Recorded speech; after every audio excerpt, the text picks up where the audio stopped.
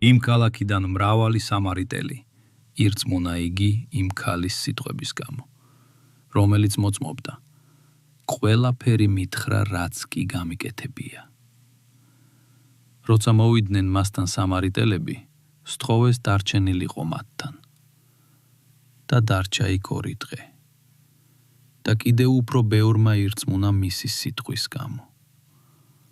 ქალს კი უთხრეს: ახლა აღარ შენს სიტყვებზე გვწამს, რადგან ჩვენ თვითონ მოვისმინეთ და ვიცით, რომ ეს ნამდვილად არის მაცხოვარი ქვეყნისა. 2 დღის შემდეგ გამოვიდა იქიდან და წავიდა გალილეაში. რადგან თვითონ იესომ თქვა, რომ წინასწარმეტყველს პატივი არა აქვს თავის მშობლიურ მხარეში.